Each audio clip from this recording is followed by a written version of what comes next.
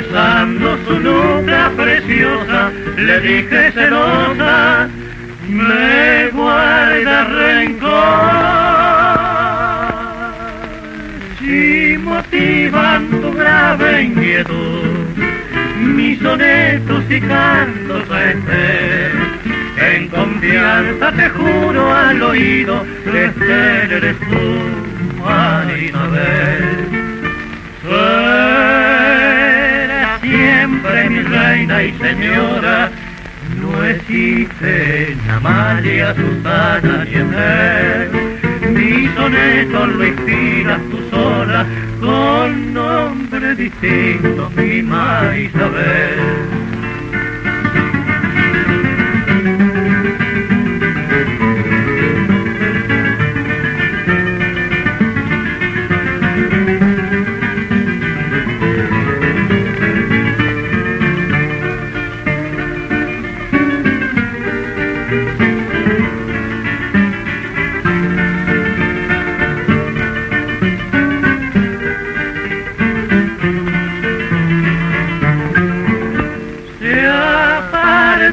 Los cabellos y vi su carita animada de luz, palpitante su seno de virgen, me dijo llorosa, mi vida eres tú.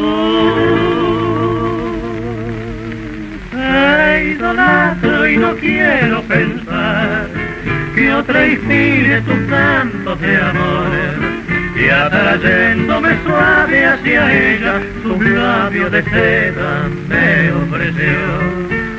Será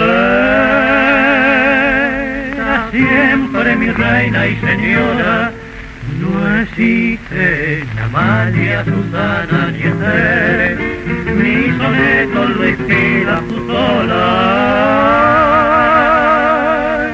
con nombre distinto, mi María.